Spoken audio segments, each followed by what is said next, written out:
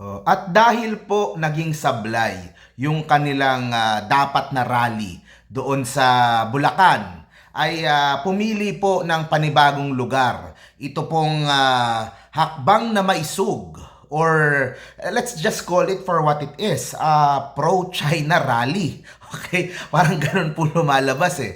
Oh, pero hakbang ng maisug, pero duwag naman pagdating sa usapin sa West Philippine Sea, ni hindi nila mabanggit, di ba? O lumipat na po sila sa Dumaguete, okay? Negros Oriental.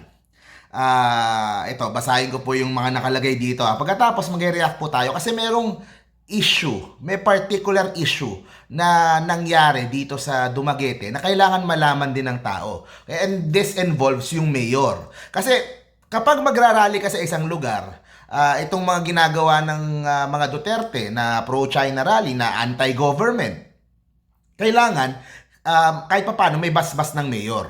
Okay? So, ito pag-usapan natin, basahin muna natin yung mga detalye. Prayer for Peace Rally, Negros Oriental. Ito yung sinasabi dito na ang mga expected na darating, okay?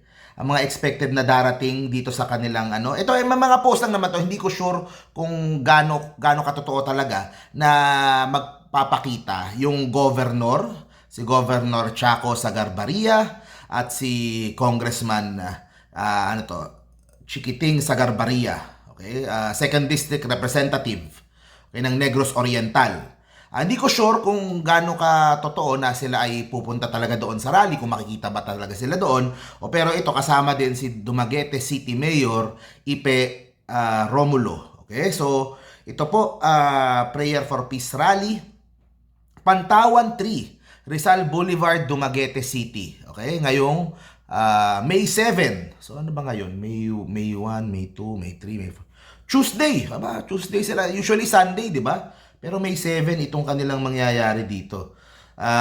Mula ulit sa TAPS Coalition, yung Transparency, Accountability, Peace and Security, at Kilusang Pagbabago Lead Org Incorporated. Okay, so yun po yung mga detalye nitong rally. Nabanggit na din ni Tatay Harry Roque sa kanyang vlog na itong sa Dumaguete. Parang nakita ko din magka-meeting sila nung may mga ka-meeting siya ng mga officials from Dumaguete. So baka yun na yung inayos nila nung nandun siya sa Cebu. Inayos na niya yung meeting dito para sa Dumaguete. At ayan. Pero ito, if you look back, pwede nyo i-search to, i-google nyo to, nandyan lang naman sa online yan.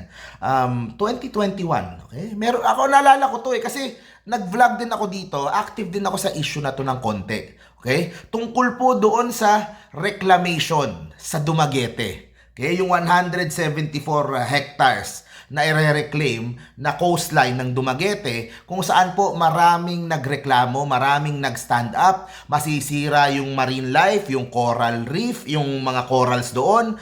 Tapos at the same time, this is a Chinese contractor, hindi mo alam kung anong gagawin nila dyan sa mga coastal na mga buildings na yan, and pupunuin nila ng mga buildings. Baka mangyari parang yung sa yung Pogo Island, parang ganun, di ba? So, nakakatakot. Kaya ang daming tumutol nun, ang daming mga umayaw nun, at na-delay yung project, hindi ko alam kung matutuloy pa.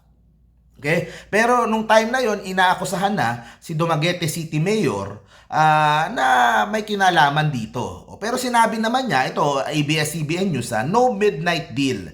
Dumaguete City Mayor denies financial interest in reclamation project. Okay? Ayan, nasa search na makikita nyo naman yung balita niya. He denies na syempre ang mga aligasyon naman ng kabilang side, bakit mo pinayagan yan na masisira yung coastline natin, masisira yung mga natural habitat ng mga natin dito, ng mga marine life natin dito.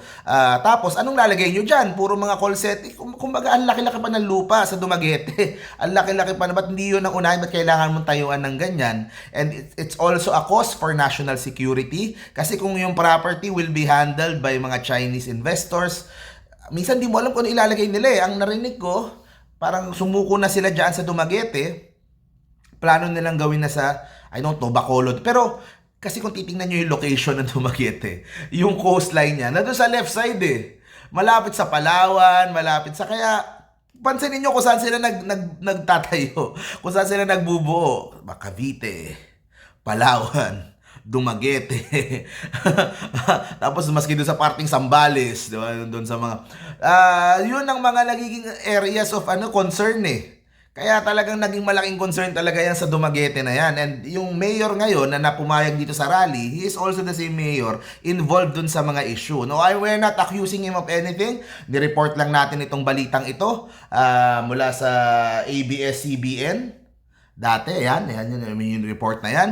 Pero para may background lang tayo. So, alam natin itong issue na to, itong rally na to, at kung para saan to. Diba? Kung para saan itong rally na to. They're trying na to destabilize the government. They're trying to weaken itong administrasyon ni PBBM para matanggal nila, mapalit nila si Sara, mailakad nila kung anong foreign policy ang gusto nila na disadvantageous sa bansa at we put us in a dangerous situation. Kasi kahit sabihin nila ganito alam mo, kumbaga, nilalapit nyo tayo sa gera kasi ayaw mo na lang sumunod sa gusto ng China, ganyan-ganyan. Let's say for example, sumunod tayo sa gusto ng China. Sundin natin lahat ng sinabi nila, lahat ng sinasabi nila Tatay Harry Roque, lahat ng sinasabi nila. Can they guarantee us na hindi pa rin sasakupin ng China yung mga islands natin sa Palawan? Pwede ba nilang i-guarantee sa atin yon? Hindi din eh. Kasi hindi nga mapagkakatiwalaan. Kung hahayaan natin na hawakan tayo sa liig, aabuso at aabuso. They are not, they don't negotiate in good faith. Yan ang napatunayan natin. Di ba sinasabi ng mga ibang mga na kasalanan kasi binebait natin yung mga Coast Guard nung China. Binebait natin, naglalagay tayo ng media, binebait natin sila. Bakit sila kagat ng kagat? Bakit sila nagbobomba ng water cannon? Bakit sila kagat ng kagat? Alam pala nilang binebait sila. Kasi nga salbahe yung mga ugali nila. At hindi sila mapagkakatiwalaan. In as much as our economy is tied to them, diba? Kailangan natin paghandaan na eventually baka bumitaw yan at tatamaan yung ekonomiya natin. We need to be prepared. We need to be independent from them. Kasi hawak-hawak nila tayo sa liig. Kung hahayaan natin na sumunod lang tayo sa lahat ng gusto nila habang binobomba nila yung ating mga kababayan, di ba? Wala nang effort para ligawan tayo pinapaliguan tayo, hindi tayo nililigawan. So anyway, thank you very much po. Abangan po natin May 7 rally Dumaguete. Yan. Tingnan natin kung ano mangyayari, kung ano naman sasabihin nila doon. Bye-bye guys.